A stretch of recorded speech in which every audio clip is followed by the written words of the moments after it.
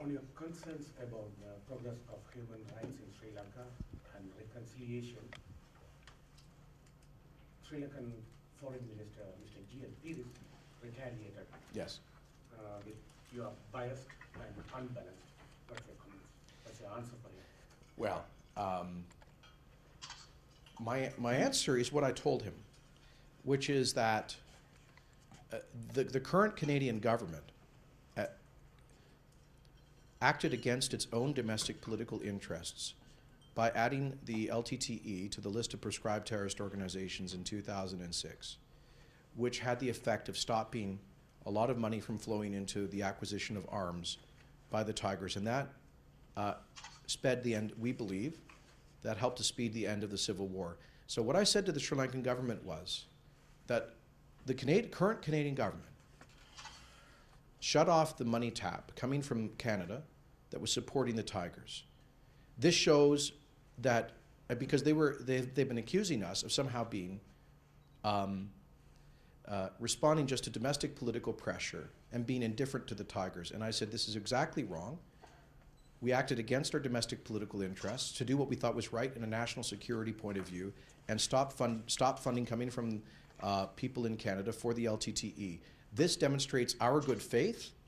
And now what we said to the Sri Lanka, what I said to Minister Paris was, and so in return, we expect the Sri Lankan government to live up to its obligations with respect to reconciliation, accountability, and human rights. So I said, we come to you as a responsible player, and you know, for whatever reasons, this is a message they don't want to hear, which we find regrettable. The sense I had was, it was a monologue, not a dialogue. Minister, you bring up on, I'm just picking up on what you just said. You bring up on the point that this was a monologue and not a dialogue. Except for Mr. Pires, the other parties that you met with, the oppositions, the bishop, the TNE parliamentary, what kind of sense is there the Sri Lankan government is moving towards some kind of a settlement for the Tamils in Sri Lanka? Well, I sensed a lot of hope from what I would call moderate Sinhalese political leaders for a meaningful political reconciliation, a regret that there's a missed opportunity happening right now, that the policy of the current government may recreate a kind of 40-year cycle from what happened in the 1970s. That is to say, a failure to deal with legitimate grievances on the part of the Tamil community and a kind of rigid approach may recreate the political conditions that led to the hot civil war conflict in the first place. And this, I think, would be a terrible tragedy. This is what I heard from reasonable Sinhalese Sri Lankans, from opposition leaders, and from others. So this is why we tried to convey to the Sri Lankan government, we believe it is in their interests to demonstrate some good faith with respect to reconciliation, accountability, and human rights. Look, I acknowledge, as I said to my counterparts in Sri Lanka, I acknowledge it's not easy. It's still a very messy, difficult situation, and they can't completely, realistically, they can't be expected to completely and immediately demilitarize from the Northeast. They have to keep an eye on ensuring that LTTE does not regain a militant presence. That they're, you know, we understand. We're not expecting them to just sort of pretend the war never happened, but if they want to prevent conflict in the future, if they want a united Sri Lanka, a democratic Sri Lanka that's respected by the international community, they have to demonstrate some true good faith towards reconciliation. And there are some very simple things they could do in this regard. It's been now almost 65 years since independence. There were many pacts, negotiations, roundtables, conference, and many more initiatives. Nothing has happened, but now you're saying the Sri Lankan government is doing something. But Tamils were persecuted and culturally destroyed. And one of the world famous Tamil library in 1981 was burnt down, and now we have 300,000 people dead. Do you think Tamils in Sri Lanka can live with respect and dignity? In too many cases, no, I don't think they can. And that is part of what I said to the government, this is what our Canada has said. This is what Prime Minister Harper said at Perth. So no, we think the government in Sri Lanka is falling far short of that mark. But to be balanced, I was simply trying to acknowledge that they have done some things in the post-war period that deserve that are positive. Unfortunately, I think the negative things far overwhelm those. But I mean, in some cases, they have invested in new infrastructure in the Northeast. There has been resettlement back to original villages by some of the internally displaced persons. There have been programs like this that I think. What I'm trying to say is that it's not all completely bad. I think there are some efforts that have been made, but on the whole, the sense I got was that the government is moving backward on the standard of reconciliation, accountability, and human rights. Minister, one question. You touched upon the fact that there are progressive Sinhalese that want reconciliation, they want peace, and you mentioned that. So I just want to touch upon a point or an event that happened while you were there. That's the pretty much the removal of a Sinhalese Chief Justice Yes. from position by the Sri Lankan president. Given that's happening, how honest do you think he is about reconciliation, given that there's 3 years have passed? I think the impeachment is a very bad sign. Mm-hmm.